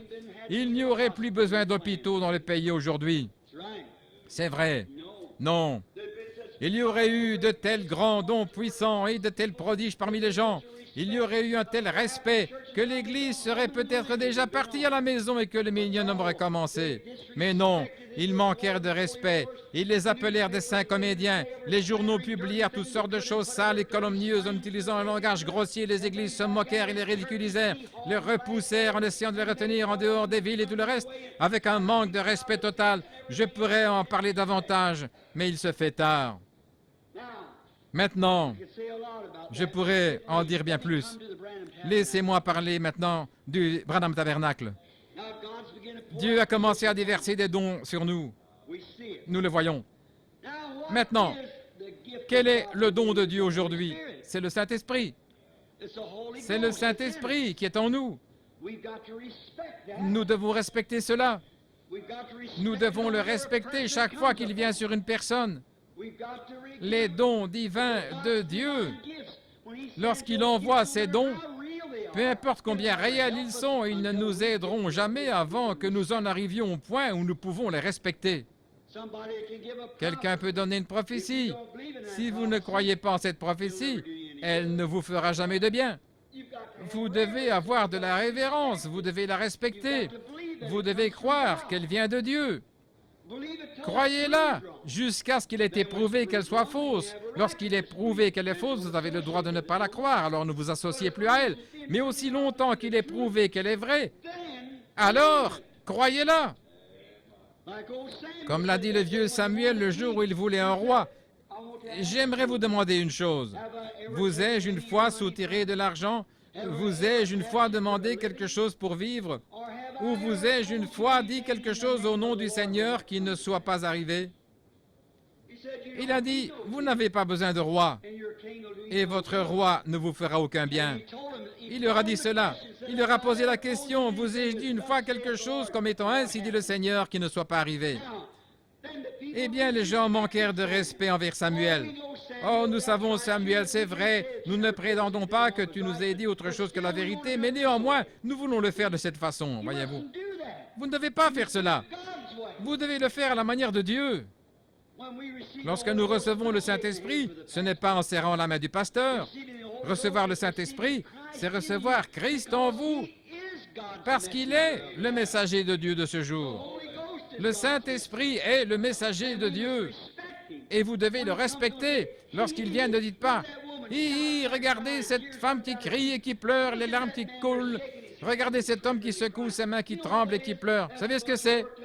Ce n'est qu'un tas d'émotions fabriquées. Vous blasphémez contre le Saint-Esprit. Vous devez respecter cela. Souvenez-vous, il y a un certain temps, j'étais dans l'Oregon, environ 12 ans, et 2 jeunes filles reporters catholiques sont venues, pas parce qu'elles étaient catholiques, ça n'a rien à voir, parce que j'ai eu autant de protestants, même plus de protestants que de catholiques qui se sont moqués de moi. Et ces jeunes filles vinrent pour faire un reportage. Et aussitôt qu'elles entrèrent, je discernais l'esprit, aussitôt qu'elles entrèrent. Et je dis, bien, quelle critique avez-vous maintenant dans votre manche? Et cette jeune fille sortit une cigarette et je dis, n'allumez pas ça pendant que vous êtes dans ma cabine, laissez ça tranquille. Elle est restée assise un petit moment, puis elle m'a regardé comme pour me transpercer. Elle s'est mise à me parler en disant, j'aimerais vous poser quelques questions. Je lui dis, allez-y. Et elle dit, comment se fait-il que vous soyez rattaché à cette bande de 5 comédiens par ici? Êtes-vous l'un d'entre eux? J'ai dit, je suis l'un d'entre eux. Et elle dit, voulez-vous dire par là qu'il y a quelque chose de pieux dans tout cela? J'ai dit, vous, en tant que catholique, vous ne croiriez pas cela. Elle dit, comment savez-vous que je suis catholique? Je sais que vous êtes catholique, je pourrais même dire votre nom, voyez-vous, et qui vous êtes. Cela la désarçonna. Et elle dit, vous voulez me faire croire que ces gens, comme ils le prétendent, vivront ici, sur la terre, et iront au ciel? Elle me dit, je n'aimerais pas être au ciel avec de tels gens. Je lui dis, vous n'avez pas à vous inquiéter, aussi longtemps que vous aurez de telles pensées, vous n'y serez pas de toute manière, voyez-vous. Ne vous inquiétez pas à ce sujet. Je me tenais là et je regardais droit dans les yeux. 2 frères étaient assis là et je dis, je ne suis pas irascible, je veux simplement vous faire savoir où vous en êtes, voyez-vous. Et je dis, vous allez écrire, vous vouliez venir afin de découvrir certaines choses et vous vous garderez bien d'écrire ce que je vous ai dit. Vous en ferez votre propre histoire. Allez-y, faites-le, mais je vais vous dire quelque chose. Écrivez le scandale que vous voulez. Mais avant que vous mouriez, ma voix retentira de nouveau dans vos oreilles. Si cela n'arrive pas, alors vous saurez que je suis un faux prophète. Je dis maintenant, écrivez ce que vous voulez, c'est votre affaire. Je vous donne la liberté d'écrire ce que vous voulez. Mais avant de mourir, vous entendrez ma voix crier à vos oreilles. Cela ne vous fera aucun bien. Maintenant, allez-y, écrivez ce que vous voulez. Elle resta tranquille un petit moment et elle dit, mais que pensez-vous donc de ce tas d'idiots qui criaient et agissaient sans aucune retenue hier soir? Je lui dis, ce sont tous des chrétiens. Des chrétiens? Je dis, bien sûr, ce sont des chrétiens. Ce sont des chrétiens remplis du Saint-Esprit. Et elle dit, ce n'est pas le Saint-Esprit. Et je dis, qu'appelleriez-vous le Saint-Esprit? Pour voir ce qu'elle avait à dire. J'aimerais vous dire quelque chose. Et elle dit, eh bien, je ne voudrais pas m'associer à des gens pareils. Je dis, je ne pense pas qu'il y ait beaucoup de danger que vous vous associez un jour à eux comme cela. Je dis, car si vous vous associez une fois à Dieu ou à n'importe quel saint, vous vous associeriez aussi. Et elle dit, le saint de la Bible? Je dis, oui, votre Vierge Marie bénie, comme vous l'appelez, et qui est votre déesse. Avant que Dieu la laisse entrer au ciel, elle dut aller là-bas le jour de la Pentecôte et recevoir le Saint-Esprit et tituber sous la puissance de Dieu comme une femme ivre. Et elle dit, c'est un mensonge. Je dis, restez tranquille une minute. J'ouvris la Bible et je dis, regardez ici. J'ai trouvé l'endroit. Voilà, c'est ici même, dans le livre. Elle tourna la tête. Je dis, vous n'avez même pas l'audace de lire la parole de Dieu. Je dis, c'est sûr. Voyez-vous, irrespectueuse. Je dis, maintenant, vous pouvez prendre votre paquet de cigarettes sur la table et partir quand vous serez prête. Mais je veux que vous sachiez une chose. Écrivez ce que vous voulez, mais souvenez-vous des dernières paroles que je prononce. Au nom du Seigneur, vous vous souviendrez de cela avant de mourir. Elle n'écrivit jamais rien, c'est vrai. Elle laissa tomber. Qu'est-ce que c'est? Le manque de respect. Essayant de se moquer. Faisant quelque chose. Ils ne savent pas ce qu'ils font. C'est vrai. Mais ici au tabernacle, Nous voulons que vous sachiez tous ces choses. Lorsque Dieu commence à déverser le Saint-Esprit sur les gens, quelquefois, je sais, j'ai vu des gens devenir charnels lorsqu'ils étaient sous l'onction de l'Esprit. Je les ai vus aller dans les extrêmes avec certaines choses. Mais ne dites rien à ce sujet. Respectez cela. Inclinez vos têtes. Vous pouvez ne pas le comprendre, et moi non plus. Mais je veux le respecter de toute façon. Maintenant, nous devons avoir du respect pour Dieu. Et lorsque Dieu déverse le Saint-Esprit, je dis, « Merci, Père Céleste. Tu es en train de faire quelque chose pour cette pauvre âme précieuse qui désire venir dans ta demeure, comme moi aussi un jour. » Et je vois des hommes, comme ici une fois, un frère qui est dans le ministère. Il avait dit que je vais parler à son sujet. Et nous avons pris toutes les bandes et nous avons envoyé, c'était frère et Alan. Il a dit que je m'étais moqué de lui, de ce qu'il parlait de sang qui sortait de votre main, qu'il appelait ça l'évidence initiale du Saint-Esprit. Je crois que c'était du sang et de l'huile qui sortait de ses mains et de son front. Il disait que je m'étais moqué de cela et que je lui avais dit que c'était du diable. Je lui ai écrit une lettre, frère Allen. Il a écrit quelque chose. Cher frère Branham, voyez-vous. Et alors, il a envoyé des tracts partout dans le pays. Plutôt que de venir me voir à ce sujet, il a fait ça. Et voici ce que j'ai dit. J'ai dit, je vais prendre et vous envoyer mes bandes des 6 soirées à Phoenix pour vous montrer. Et je lui ai envoyé les bandes que Léo et les autres avaient enregistrées. Je lui ai dit, votre nom n'a été mentionné qu'une seule fois. Les gens ont déposé un mot sur la chair disant, frère Branham, frère Allen était en ville et nous a dit que l'évidence initiale du Saint-Esprit était de saigner dans les mains et au visage et d'avoir de l'huile sointant de vos mains, que c'était l'évidence initiale. J'ai dit, je ne suis pas d'accord avec frère Allen que ce soit l'évidence initiale du Saint-Esprit, parce qu'il n'est mentionné nulle part dans la Bible que leurs mains aient saigné et que de l'huile soit sortie de leur visage et de leurs mains pour prouver qu'ils avaient le Saint-Esprit. J'ai dit, le Saint-Esprit était la puissance de Dieu dans leur vie. Et Jésus a dit, ces signes suivront ceux qui auront cru. En mon nom, ils chasseront les démons, et ainsi de suite. Mais je dis, il y a une chose que j'aimerais dire au sujet de frère Allen. C'est un homme, un grand homme de Dieu. Et si je pouvais prêcher aussi bien que frère Allen, je n'aurais jamais de service de guérison. Je prêcherais simplement l'Évangile.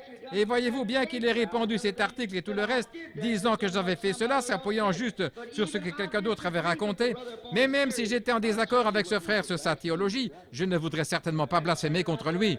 Et puis un soir, je me trouvais dans le Minnesota, à Minneapolis, dans le Minnesota, dans cette grande cathédrale, ce temple, avec Gordon Peterson, et cet homme qui a écrit ce livre contre Allen, disant tout ce qui pouvait être dit à son sujet, il a dit, il a même eu l'audace d'écrire ce livre, Les démons qui mordent, qui parlait d'une femme dont les mains portaient les marques de morsure d'un démon et des choses semblables. Maintenant, je ne sais pas si cela pourrait être vrai ou pas, parce que le diable est un esprit, voyez-vous. Mais cette femme a prétendu qu'un grand démon velu est venu la mordre aux mains et au visage. Et il a dit, Allen a écrit ce livre. Et l'homme qui a écrit ce livre a fait paraître un gentil article à mon sujet. Et il était justement à la réunion ce soir-là. Frère Peterson et les autres vinrent me dire qu'il était assis là. Et il faisait mon éloge et rabaissait Allen. J'ai pensé, voici le moment où je peux prendre la défense de frère Allen. Je me suis avancé et j'ai dit, aujourd'hui je lisais dans le journal un article que cet homme qui est en ville, sachant qu'il était assis là, j'ai dit, il a parlé de Allen et de toute la critique, et j'ai ajouté, j'apprécie l'éloge que cet homme a fait de moi, disant que je ne courais pas après l'argent et des choses comme cela, et que j'avais les réunions les plus correctes de toutes, et ainsi de suite. J'apprécie les choses aimables qu'il a dites, j'apprécie cela. Mais si cet homme qui a écrit cet article dans le journal a examiné ces notes si peu attentivement qu'il a déclaré que c'est Allen qui a écrit ce livre, Les démons qui mordent, et Allen n'a jamais écrit ce livre. Je connais l'homme qui l'a écrit. J'ai dit, il n'a jamais écrit ce livre. Et si cet homme n'a pas contrôlé son article plus attentivement que cela, je doute que les autres choses qu'il a dites au sujet de frère Allen soient la vérité. Je défendais frère Allen. Et j'ai dit à cause de cela, à part ça, si frère Allen était dans l'erreur, je préférerais te trouver à la barre de jugement prenant position pour frère Allen dans l'erreur lorsqu'il essaye de gagner des âmes à Christ que de critiquer ce que l'homme essaye de faire. Amen. C'est vrai? Oui, monsieur. Quiconque invoque le nom de Jésus-Christ je suis avec lui. Qu'il soit protestant, catholique ou autre chose, je ne serai peut-être pas d'accord avec lui concernant la théologie, mais je veux le respecter comme serviteur de Christ et comme mon frère, voyez-vous. Et peu importe ce qu'il fait, nous devons respecter le Saint-Esprit. Exactement. Oui, monsieur. Et lorsque nous commencerons à faire cela, alors Dieu déversera ses bénédictions parmi nous. Juste un petit groupe comme le nôtre ici, où il y a peut-être 50, 60 ou peut-être 75 personnes ici ce soir. Si nous pouvons tous nous unir et donner à Dieu tout le respect, et ainsi qu'au Saint-Esprit pour ce qu'il fait en ce jour, et respecter chaque don et chaque fonction qu'il envoie au milieu de nous, Dieu continuera à déverser son esprit sur nous et nous grandirons en nombre, nous nous multiplierons. Ne le croyez-vous pas? Certainement. Nous devons avoir du respect pour Dieu. Inclinons nos têtes un instant pour la prière. Avant que nous commencions à prier, je désirais savoir s'il y a quelqu'un ici qui aimerait dire, Frère Branham, je voudrais que vous priez pour moi, pour que j'aie un grand respect pour Dieu, afin que je puisse toujours garder la bouche fermée, pour ne pas parler contre les choses de Dieu, quelles qu'elles soient. Et puisse Dieu placer dans mon cœur le désir de respecter tous les dons divins qu'il envoie dans l'Église. Levez simplement la main et dites, priez pour moi. Que Dieu vous bénisse. Presque chaque main est levée. Et j'ai aussi levé la mienne. Oh Dieu, aide-moi à être l'un de tes serviteurs. Aide-moi à respecter mes frères. Aide-moi à respecter mes sœurs. Et chaque esprit de Dieu qui vient dans la réunion, que ce soit le parler en langue, que ce soit l'interprétation des langues, que ce soit la prophétie ou le don de discernement, quoi que ce soit, je dis, ô Seigneur Jésus, envoie-les, envoie-les, ô Seigneur. Je suis reconnaissant envers toi. Maintenant, Père Céleste, nous savons que tu es un Dieu grand et terrible. Nous savons que ta colère est terrible. Et lorsque tu te mets en colère, c'est une chose terrible. La colère de Dieu peut détruire le monde en une seconde. Mais lorsque tu abaisses les regards sur le sang du Seigneur Jésus, alors ta colère s'apaise. Oh, cache-moi dans le rocher des âges. Seigneur Dieu, garde mon âme couverte par le sang du Seigneur Jésus. Pas seulement la mienne, Seigneur, mais aussi celle de ceux qui sont ici ce soir. Nous t'aimons, Seigneur. Et chaque don que tu nous as donné, bien qu'on nous appelle de toutes sortes de noms, Seigneur, nous ne voulons pas que cela ait quoi que ce soit à voir avec ceci.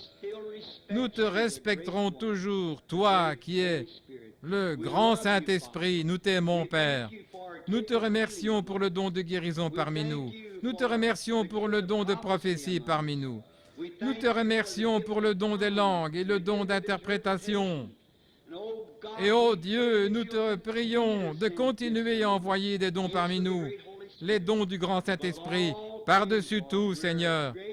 La plus grande appréciation que nous ayons dans notre cœur, c'est pour le don entièrement suffisant de Jésus-Christ. Nous te remercions, Seigneur, pour sa grâce et sa miséricorde, lui qui rend possible pour nous toutes ces choses mineures, par sa souffrance pour autrui et son sang répandu au calvaire. Il sanctifie les gens du peuple qui l'écoutent avec plaisir. Seigneur, nous te sommes si reconnaissants d'être venus vers des gens ordinaires.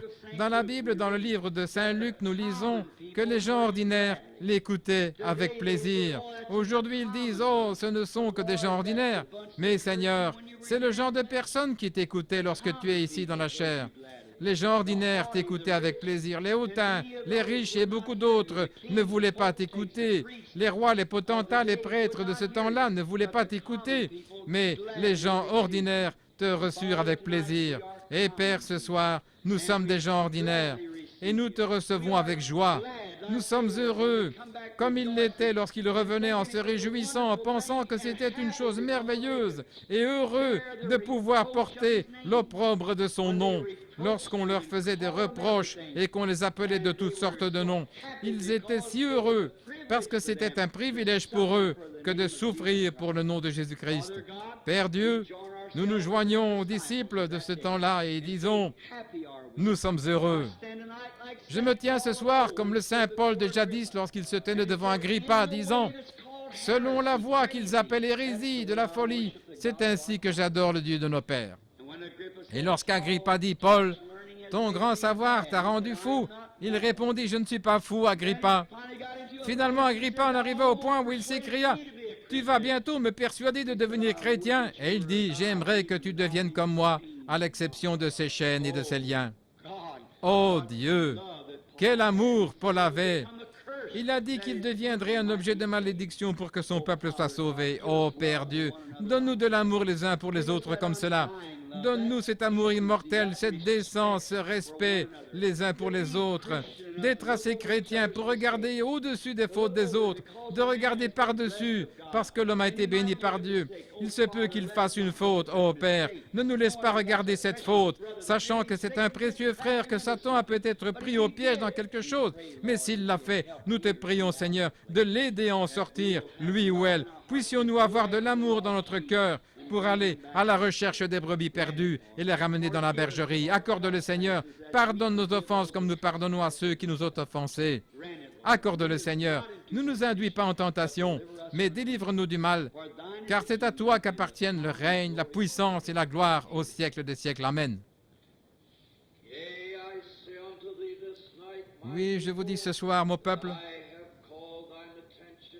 j'ai attiré votre attention dans cette occasion pour comprendre les choses que je vous dis ce soir concernant mon ministère. Oui, je vous dis ce soir, vous avez bien fait d'entendre ma voix. Vous avez pris garde à mon serviteur. Ce soir, à nouveau, j'ai confirmé l'office de ce ministère. Mon serviteur et mon prophète, où j'ai amené sa présence 2 fois aujourd'hui,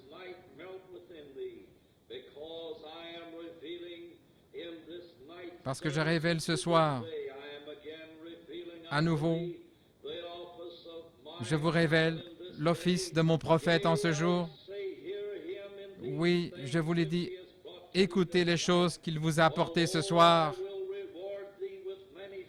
car je vous récompenserai avec beaucoup de choses.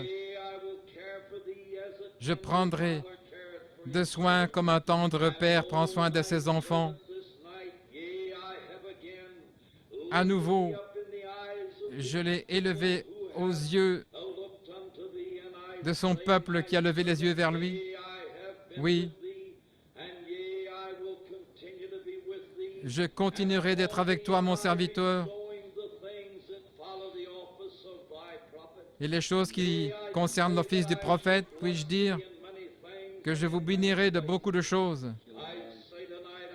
Je vous le dis ce soir, je le confirme à nouveau dans le cœur des gens, que oui, c'est le temps où nous devrions régler ces problèmes, que mon peuple ouvre ses yeux, car je l'ai envoyé parmi vous pour vous bénir.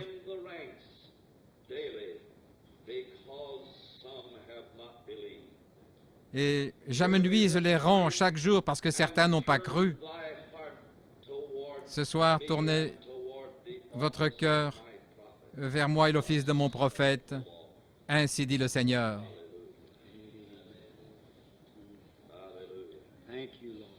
Merci Seigneur. Merci Père. Nous te louons, toi le Saint. Combien tu es glorieux, Père. Combien nous te remercions, Seigneur. Combien c'est réconfortant de sentir la présence du Saint-Esprit et de l'entendre nous parler par des lèvres humaines, confirmant qu'il reste toujours Dieu et qu'il est au milieu de nous. Nous te remercions pour ceci, Père.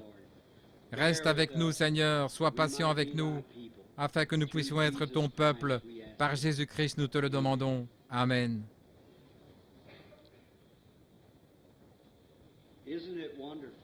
N'est-ce pas merveilleux d'être un chrétien? N'est-ce pas merveilleux de connaître Dieu et de connaître sa présence? Et de penser qu'aujourd'hui, il a fait ceci même une deuxième fois. Aujourd'hui, il a parlé à cette sœur, là, dans cette lumière qui lui est apparue.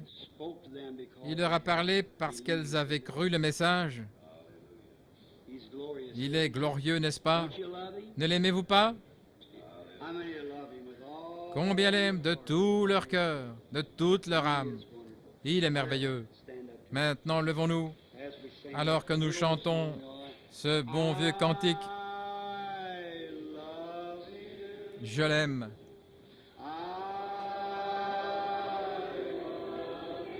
Je l'aime.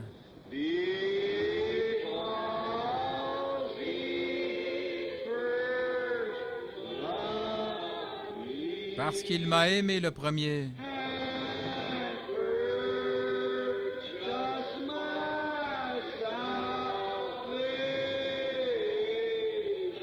Et il a acquis mon salut. Sur le bois du calvaire. Oh, n'est-il pas merveilleux? Merveilleux. Maintenant, rappelez-vous le service de mercredi soir. Puis Dieu voulant, je serai de nouveau ici dimanche prochain, si le Seigneur le veut. Priez pour nous durant cette semaine. Alors que nous inclinons nos têtes dans la prière, je vais demander à Frère Neville, notre pasteur, s'il veut bien venir ici pour vous adresser encore quelques mots.